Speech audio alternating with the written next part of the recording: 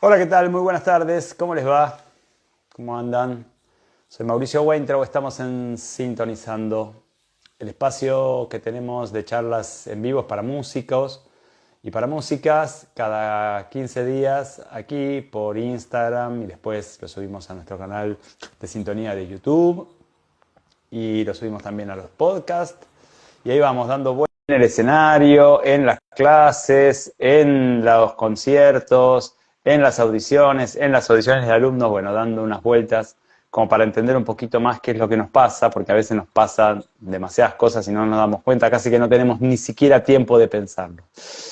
Comparto este espacio, como ustedes saben, con el equipo docente de Sintonía, docentes de aquí y de allí. Aquí es Argentina, allí es España. Y hablando de España, ¿cómo estás, Agustín? Querido Agustín, ¿cómo andas? ¿Cómo te va? ¿Qué tal? Muy buenas tardes, casi noche, ya son las 8 aquí en España. Allá son las 8 de la noche, mirá vos. Bueno, acá estamos por las 3 8 de la tarde. Bueno, bueno, pero hace un precioso día, hace una preciosa tarde para seguir en disfrutándola. serio, acá también, Y nada, dentro de un rato ya. perdón, acá también una preciosísima tarde de lluvia, relámpagos, truenos, gris, y lo de preciosísima no es un chiste. A mí ya sabés que estas tardes me encantan, me fascinan, así que estamos pasándola genial. Bueno, por lo menos los que estamos adentro de un lugar cerrado estamos pasándola genial. Genial, muy bien, muy bien. Pues sí, todo bien, todo bien. Espero que por allí también esté Bueno, bien. se tendría que estar juntando, uniendo a nuestra transmisión María Viche Gambandé, que es otra de las docentes de Sintonía, que supongo que está por entrar, o bueno, o anda ahí peleando con Instagram, como muchas veces nos pasa, ¿sí? Como ya saben, en Sintonía tenemos un equipo conformado por 6 docentes, 3 de aquí, María Viche Gambandé, Sandra Antonucci, Carolina Dijamén, y 3 de allá, de España, Agustín Martínez, Cedrón, Vicente Alcaide, Roldán y Elisa Timirado Ferreiro, que nos acompañan desde distintas ciudades y con quienes trabajamos también desde hace ya bastantes años en actividades aquí, en actividades allá y en actividades también por Zoom, como la formación que llevamos a cabo, ¿no es cierto, Agustín? Pues sí, la verdad que vamos dando pasitos poquito a poco desde que se empezó, por ejemplo, los tres que has comentado de España, mis dos compañeros y yo, pues hasta hace poco estábamos como alumnos y a día de hoy ya formamos parte del equipo docente. Exactamente, Y va pasando el tiempo a mi nivel, o sea, a cuestión personal, ya son casi 7 años exactamente. trabajando Uh -huh. contigo el enfoque. Y el tiempo va pasando y unas veces estamos allí, otras veces estamos Tal cual, aquí y va creciendo. tal cual. Todo va creciendo Uh -huh.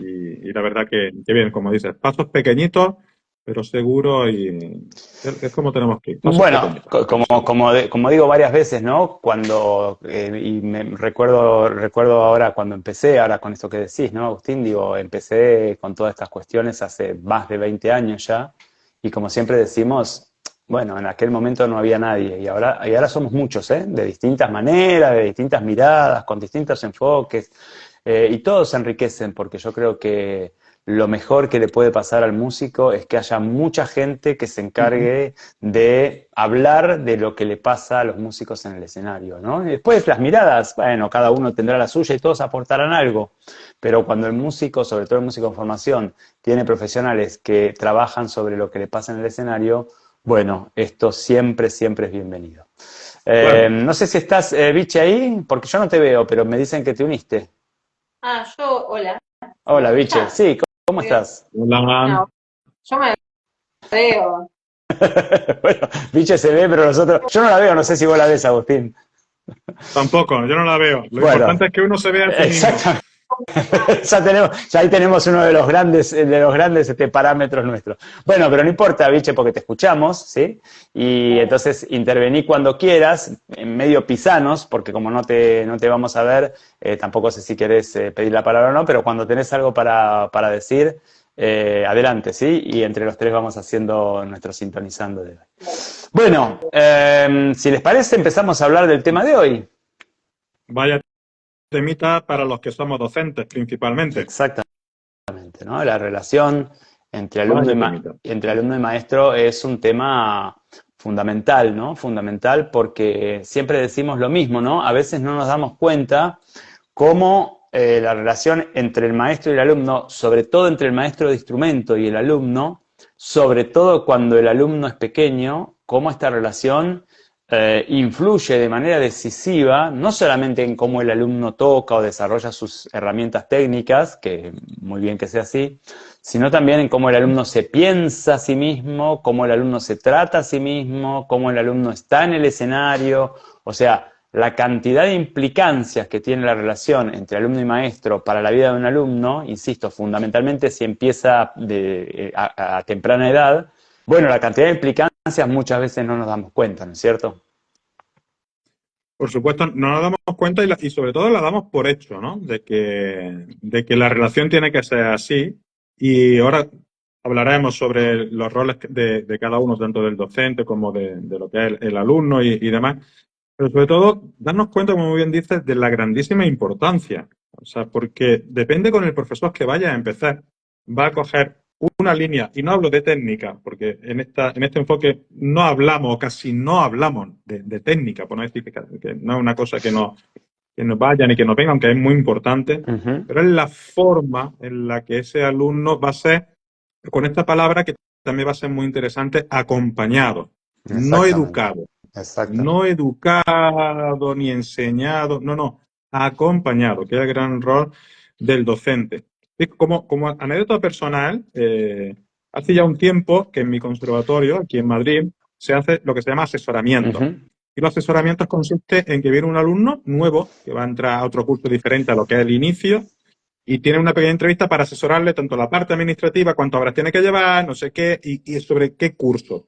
Y yo cuando me pongo en contacto, lo hago muy breve, para que vea un poco la importancia que es este rol. Cuando yo le propongo una entrevista, no la entrevista para yo verle, es para la entrevista para que yo verle y que él me vea cómo va a ser mi clase o cómo va por la línea. Porque a lo mejor a mí me interesa, pero a ese alumno no le interesa cómo es mi clase, porque a lo mejor no hablo de técnica, o hablo mucho de música, o hablo demasiado de otras cosas. No lo sé, pero yo creo que el alumno debe de conocer al profesor porque somos los que vamos a guiar, no a enseñar solamente. Obviamente. Vamos a guiar. Obviamente. No, obviamente, y además, digo, la relación entre alumno y maestro es una relación en donde evidentemente los que somos maestros estamos para ayudar a los que son alumnos. Digo, lo que estoy diciendo parece una cosa obvia, y en realidad lo es, pero digo, cuando uno mira los vínculos entre alumnos y maestros, esto es, como digo, ¿no? En general estoy hablando básicamente del maestro de instrumento, que tiene una importancia fundamental en la vida musical de un alumno, pero digo, cuando uno mira los vínculos que suele haber entre alumnos y maestros, uno se encuentra con la cantidad de, yo diría, de angustia inconcebible que viven los alumnos en las relaciones con sus maestros, ¿no? Y esto uno lo encuentra a todo nivel, no solamente al nivel inicial o al nivel, digo, lo encuentra también en los niveles más altos que uno se puede imaginar, ¿no? Digo, qué difícil que es a veces para nosotros los músicos entender que cuando vamos a una clase de instrumento, nuestro maestro está ahí para darnos algo, para ayudarnos en algo que nosotros necesitamos, y no como muchas veces lo pensamos, nosotros para tratar de que a mi maestro le guste como yo toco. Porque si voy justamente a la clase para tratar de que mi maestro esté contento conmigo, evidentemente no voy para llevarme algo yo de aprendizaje.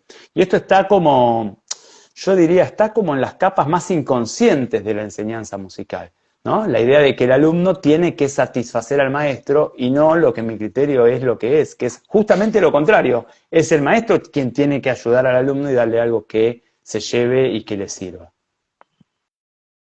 Sí, porque incluso a día de hoy todavía hay bastante controversia cuando podemos a lo mejor entre diferentes docentes hablar sobre estos temas, que no suele ser muchas veces lo habitual, el que los docentes hablemos sobre qué nos pasa como ser docente, no como músico, sino como ser docente.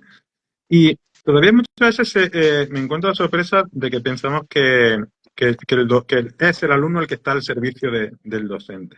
Y el servicio significa la sumisión, la obediencia, y esto nos lleva a otro de los paradigmas que supongo que hablaremos hoy también, si nos da tiempo, de lo que es la similitud relación entre padre-hijo y alumno-docente, ¿no?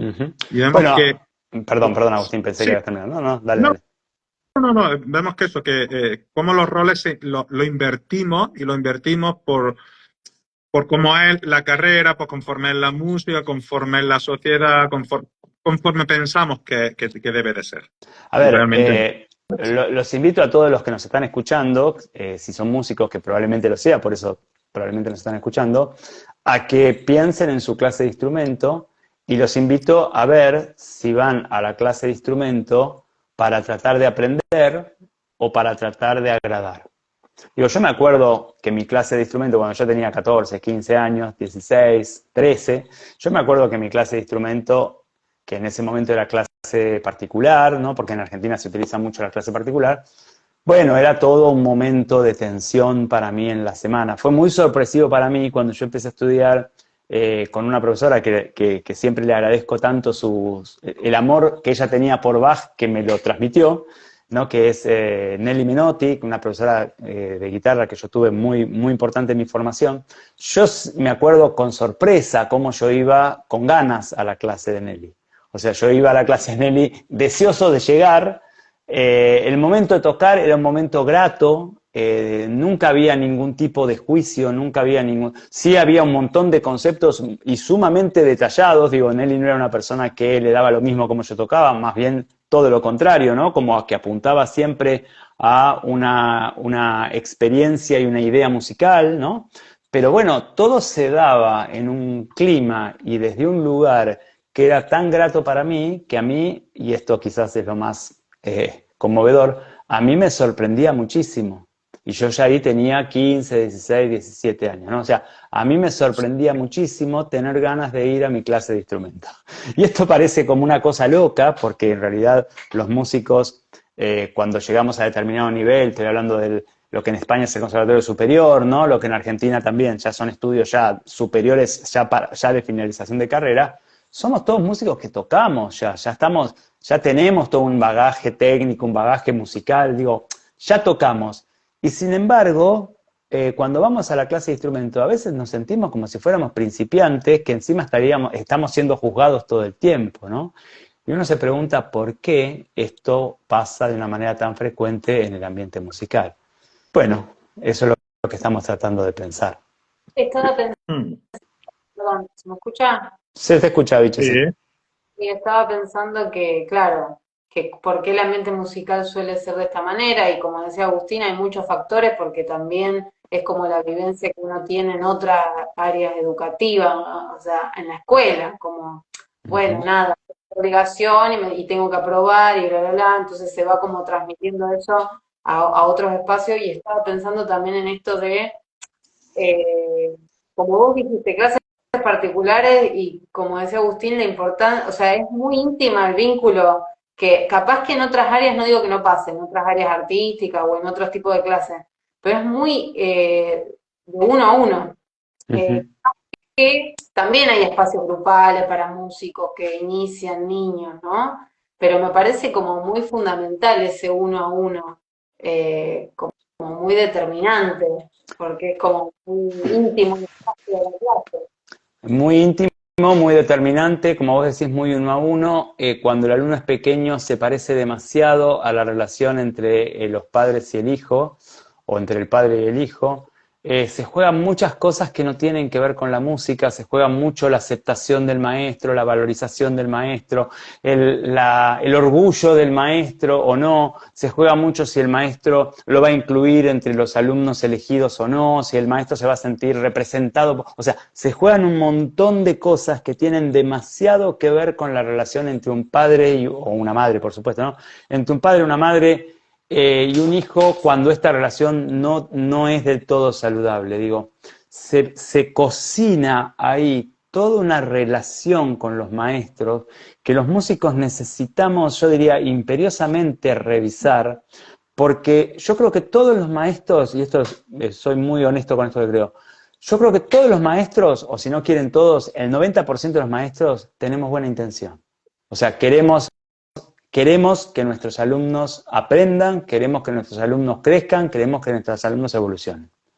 Ahora, también creo que los músicos tenemos muy poquita educación a nivel psicológica, a nivel emocional de lo que le pasa a mi alumno, a nivel comprensión de lo que es la clase de instrumento como espacio formativo, más allá de la formación específicamente musical. O sea, tenemos muy pocas herramientas porque tampoco nos las han enseñado. Entonces yo creo que la evolución del músico, vamos a ponerlo así, la evolución de los espacios de formación musicales, tiene necesariamente que incluir un montón de elementos que hasta hace poco tiempo no estaban ni siquiera tomados en cuenta y ahora de a poco se van tomando en cuenta. Y que si esto no pasa, pasa lo que pasa, que es que el alumno llega a los niveles superiores de enseñanza, ya terminando su formación, con una cantidad innumerable de recursos técnicos y sintiéndose muy mal cada vez que toca. O sea, es paradójica esta relación inversa entre cómo adquirió una cantidad increíble de recursos técnicos, si uno lo compara con cuando empezó, y a la vez, cuánto peor se siente cuando se pone a tocar. Uh-huh. Y también aparece en lo que dijiste antes, con esto de la dicotomía para mí, errónea, digamos, dicotomía entre lo que es aprender correctamente, si se quiere, o ser exigente. Vos dijiste que tu profesor no le daba igual de cómo tocaba, pero igual estaba contemplado cómo se siente el alumno, la amorosidad, como un montón de cosas que se suele como separar. Capaz que un poco menos, pero está, sí. Y no solamente la amorosidad y el respeto y todo esto, o sea, no solamente un montón, estoy hablando de Nelly Menotti, mi queridísima profesora de guitarra de hace 30 y pico de años, no solamente la amorosidad y el respeto como persona, ¿no? Y la comprensión de que el alumno puede equivocarse, puede tener un mal día, le cuestan las cosas, ¿no? No solamente esto que es a nivel personal, sino lo que más me impactaba, o una de las cosas que más me impactaba de las clases con Nelly, era primero cuánto ella amaba la música. Esto parece una tontería, pero no lo es. Cuánto el docente ama la música, cuánto está interesado en la música. Y después, cuánto sabía de música, no solo de técnica, de música. Cuántas maneras tenía ella de enseñarme las posibilidades de tocar una obra.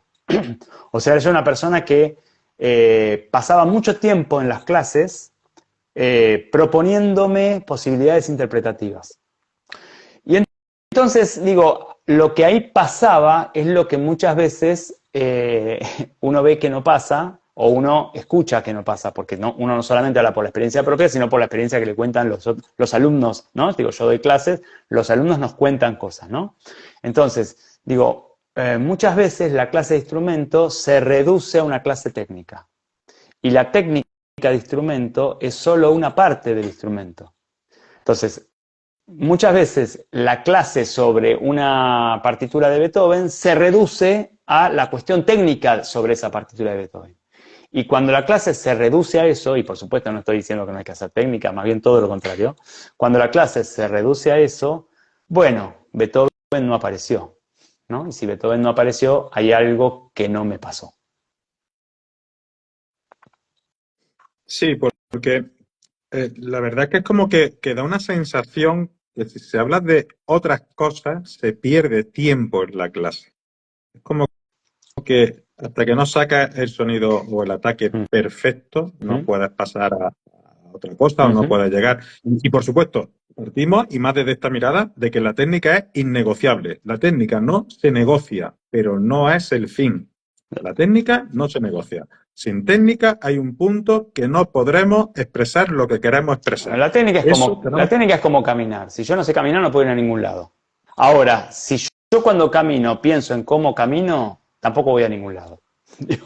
O sea, la técnica es básica para ir a donde quiero. Ahora, tengo que ir a algún lugar y tengo que saber dónde quiero ir y tengo que saber por qué quiero ir ahí. Y tengo que evaluar ese lugar de llegada en comparación con otras posibilidades de llegada. Si no tengo esto, eso no pasa. Y a mí me interesa, quería comentar, acabo de terminar bueno, Agustín lo sabe, ¿no? Están terminando los cursos en España, ¿no? El curso 24-25 está terminando en España. Y acabo la semana pasada, el sábado y domingo, di las últimas 2 clases en uno de los máster donde yo doy clases en Madrid. Antes ya había terminado las clases en el posgrado donde doy en Santiago de Compostela. Y siempre la última clase es lo mismo, ¿no? Siempre, ya hace años ya que doy clases en estos 2 lugares. Siempre la última clase es lo mismo. Cada alumno a lo largo del año prepara iba a decir una obra, pero no es una obra, prepara un fragmento de 1 minuto y medio no más de una obra que lo va preparando a lo largo del año. En el Madrid tienen 14 clases conmigo, en Santiago de Compostela tienen 8, y cada uno lo va preparando desde distintas perspectivas que yo voy proponiendo. Primero la conexión emocional, después el análisis estructural, después desde 1000 perspectivas, y llegan a fin de año habiendo preparado 1 minuto y medio. Ustedes me dirán, pero ¿solamente 1 minuto y medio? Sí, porque, primero porque los alumnos tienen un montón de otras materias que tienen que cumplir y un montón de otras actividades, y después porque el trabajo que nosotros proponemos es a un nivel tan profundo que necesito muy poquito tiempo de música para que puedan profundizar mucho, pues si yo les propongo que preparen una obra de 20 minutos, no pueden profundizar, porque tienen tantas cosas que no pueden, ¿no?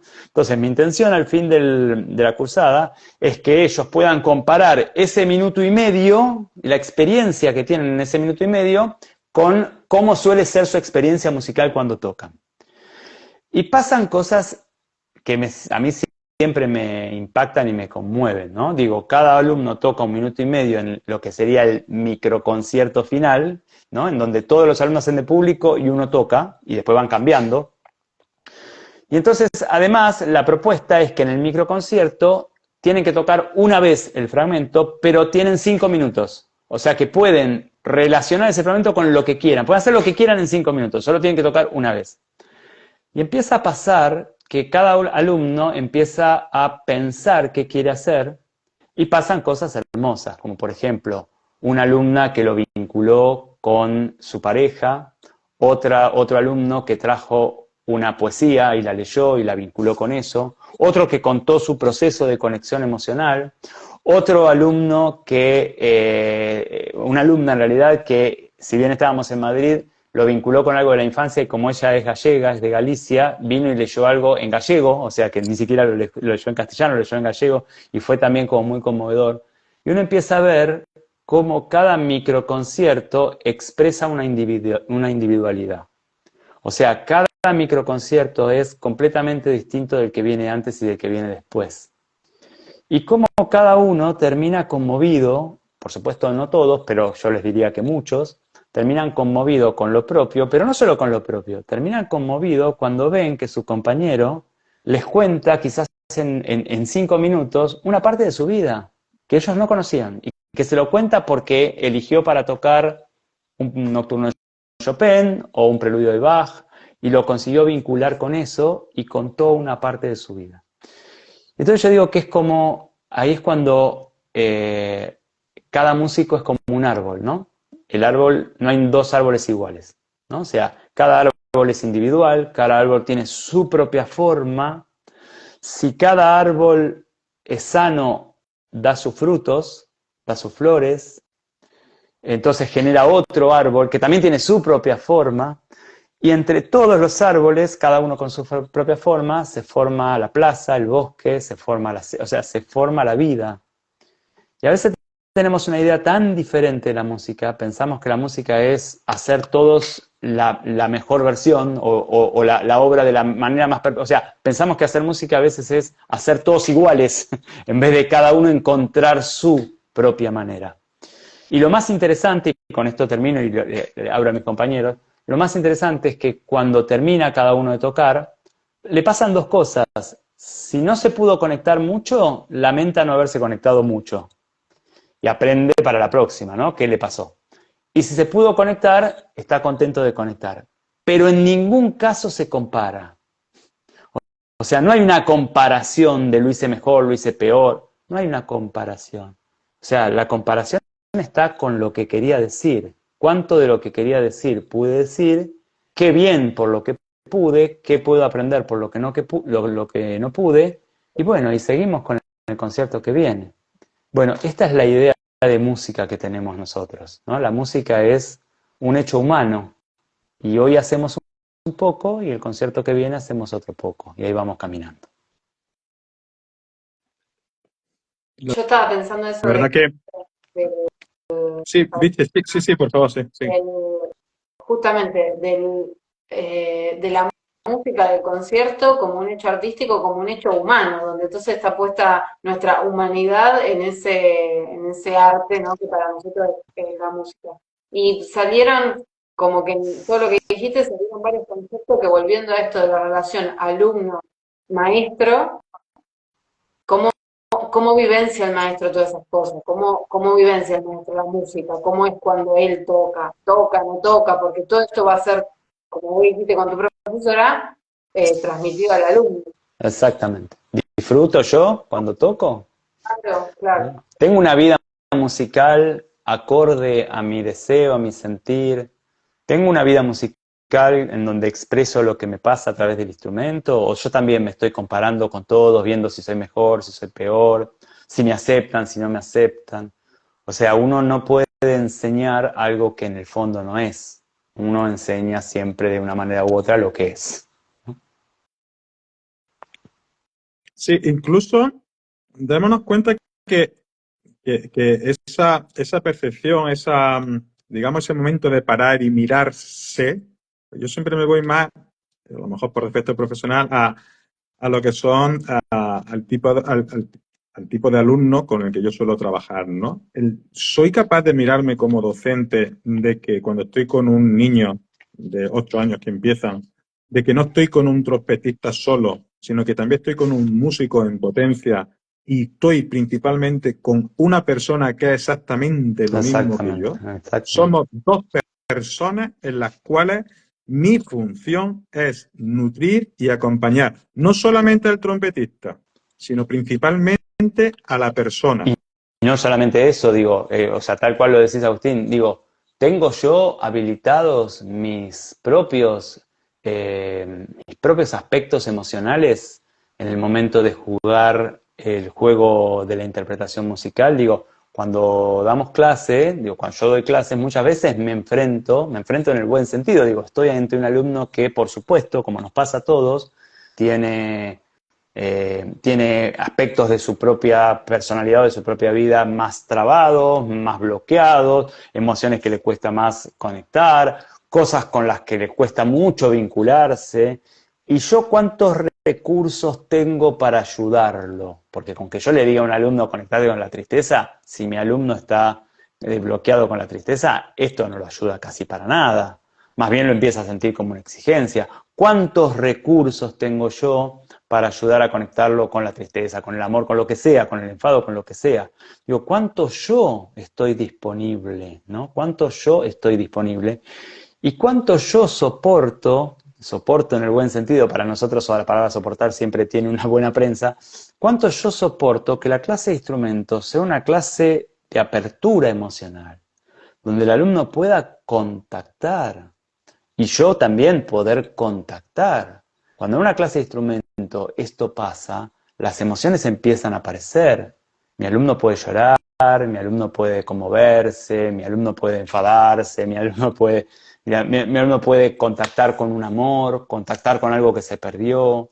¿Cuántos recursos tengo yo para dar lugar a eso y para hacer algo bueno con eso, algo que lo ayude a la interpretación, ¿no? Pero claro, para eso yo tengo que estar interesado en lo que a mi alumno le pasa. Tengo que saber, así como si escucho un acorde, sé si es mayor o menor o disminuido, cuando escucho una interpretación, sé si mi alumno conecta o no conecta, o con qué conecta y con qué no conecta. Digo, ¿en qué estoy pensando yo cuando doy clase?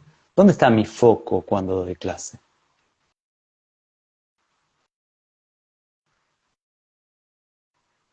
Mm.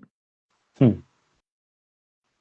Sí, sí, la verdad que cuesta muchas veces el plantearse esto fuera de lo que es, ya no solamente dentro del aula, sino plantearse fuera de esto como, en este caso, insisto, como docente, porque el docente es el que tiene la responsabilidad principalmente de lo que es el manejo de la clase. No es toda la responsabilidad, sino la principal, la responsabilidad siempre va a ser del docente.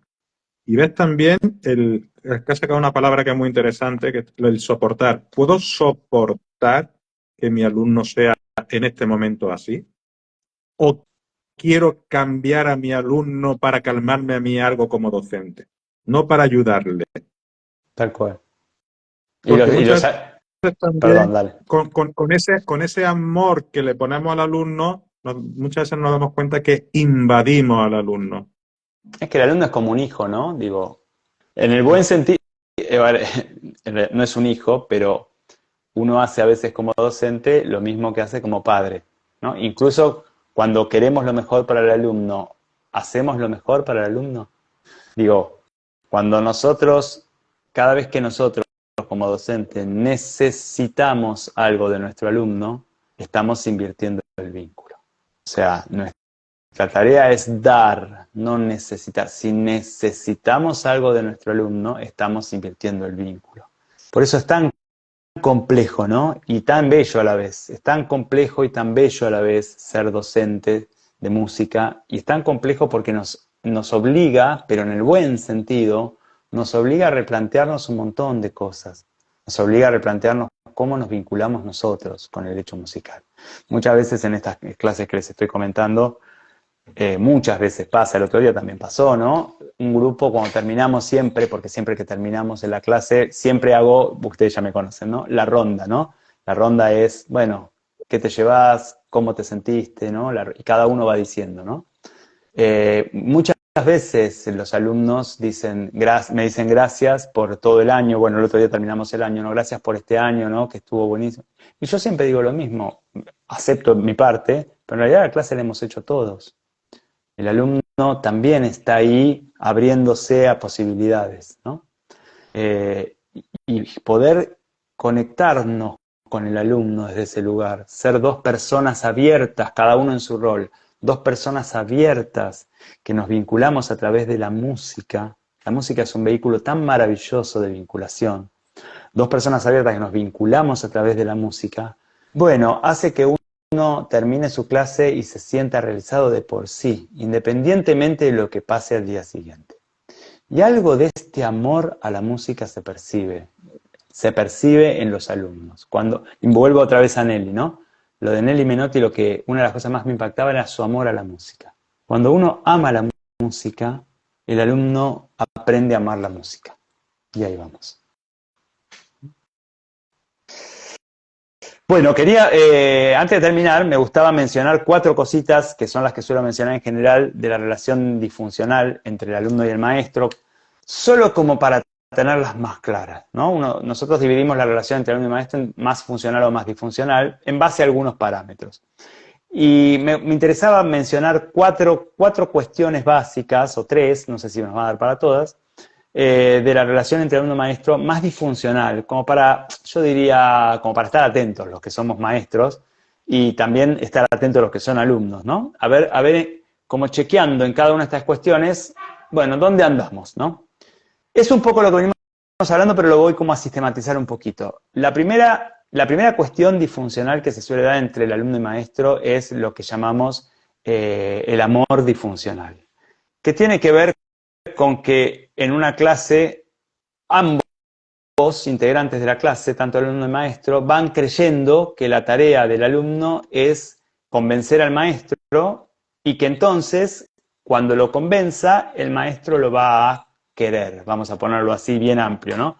Valorar, validar, estar orgulloso de él, o sea, el alumno cree que su tarea es tocar para que el maestro lo quiera y el maestro cree que la tarea del alumno es tocar para que él lo quiera. Cuando esto sucede, la música quedó en cualquier otro lado, pero no está presente ahí en la clase. O sea, cuando la clase está ordenada en función de esto, hacemos un montón de cosas, pero no hacemos música. O sea, la música termina siendo como la moneda de pago para que mi maestro me quiera. Y evidentemente esto después lo voy a trasladar al escenario, al público, a la mesa de examen, lo voy a trasladar a mil otros que me están escuchando. Esto sería como yo diría como lo primero, ¿no? Lo primero a mirar es si yo como alumno estoy yendo a tratar de que mi maestro me quiera o estoy yendo a hacer música. Que son A veces cuesta mucho darse cuenta de esto, ¿eh? Digo, hay que hacer como todo un trabajo de indagación muy profunda para ir dándome cuenta para qué estoy yendo. Me acuerdo incluso de un alumno que lo ponía en la puerta de la casa y otro que lo ponía en el estuche, el cartelito, ¿no? ¿Para qué estás yendo a tu clase? ¿Para qué estás yendo a tu clase? Bueno, este sería un juego. No sé si quieren agregar algo antes de pasar al otro, Agustino Viche, de este primer juego o primera característica. No, lo que dijiste vos, que a veces, por ejemplo, en mi caso era extremadamente evidente que iba a eso. Una buena clase era cuando no había corrección, o sea, iba a probar, ¿no? Exactamente. Pero hablando con gente, es verdad que muchas veces yo escucho no, no, y yo no estaría tan segura. Tal cual. Porque hay mucha gente que lo tiene más trabajado, no es tan evidente, tan, bueno, sí, pero más sutil y más profundo. Tal cual. Sí, bueno, a ver, esto que estamos planteando se responde en parte cuando uno responde qué es una buena clase. O sea, una buena clase, ¿cuál es? Aquella en donde casi no me dijo nada, ningún error. O sea, una buena clase es aquella donde toqué y mi maestro quedó contento, porque si esa es una buena clase, esa es la clase donde no aprendí nada o aprendí muy poco. ¿Se entiende? Entonces, la pregunta de qué es una buena clase me parece interesante tenerla como presente, ¿no? Porque digo, esa pregunta contesta también para qué voy. Si una buena clase es aquella donde no me dijeron nada, no estoy yendo a aprender, estoy yendo a convencer, ¿no? O a ser aprobado. Bueno, este sería como el primer punto a pensar, ¿no? A tener en cuenta. El segundo punto a pensar o a tener en cuenta es si la clase es un espacio en donde se trabaja exclusivamente la técnica o casi exclusivamente la técnica o se trabajan otras cuestiones. Yo diría, cuanto más disfuncional es la clase, más tiempo y energía se utiliza en la técnica y menos se utiliza en otras cuestiones. Y esto a mí me parece fundamental porque muchas veces ni lo pensamos, ¿no?